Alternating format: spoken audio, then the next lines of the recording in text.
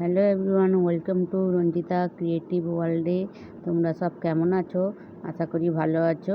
আজকে নিয়ে চলে এসেছি একটা রেসিপি। তো চলো রেসিপিটা বানিয়ে দেখা যাক কেমন বানালাম। তো তোমাদের কেমন লাগলো রেসিপিটা অবশ্যই আমাকে কমেন্ট করে জানাবে।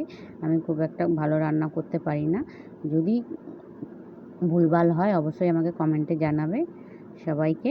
এবার চলো রান্নাটা করে এবার দেখা যাক। কড়াইতে তেল দিয়ে দিয়েছি, তেলটা গরম হয়ে গেছে। এবার পটলগুলো দিয়ে দিচ্ছি। পটলগুলোকে দিয়ে ভালো করে ভেজে নিতে হবে। পটলগুলোকে দিয়ে ভালো করে ভেজে নিতে হবে। এই সব পটল আমার দেওয়া হয়ে গেছে। এবার এগুলোকে ভালো করে নিয়ে নাড়াচাড়া করে নিয়ে ভেজে নিতে হবে। দেখো আমি ভেজে ফেলছি। আমি একসাথে দিয়ে দিয়েছি, কারণ ছোটো ছোটো পটল দুটো তিনটে করে ভাজলে দেরি হবে বলে আমার ভাজা হয়ে গেছে। কালো জিরে, তেলের কড়া, একটু হলুদ দিয়ে দিলাম, দিয়ে একটু সর্ষে বাটা দিয়ে দিয়েছি। সর্ষের মধ্যে আমি একটু বাদাম দিয়ে দিয়েছিলাম, দিয়ে ভালো করে পেস্ট করে নিয়ে এগুলো দিয়েছি। পটল ভাজাটা তারপরে দিয়ে দিলাম।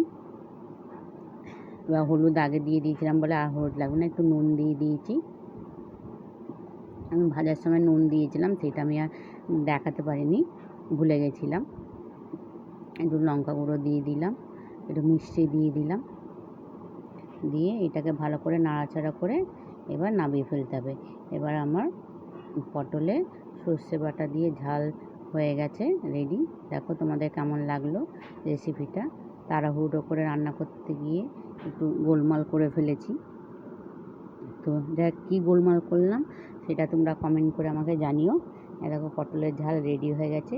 তোমাদের কেমন লাগছে দেখতে অবশ্যই কমেন্ট করে দিও। সবাইকে টাটা, ধন্যবাদ ভিডিওটি দেখার জন্য।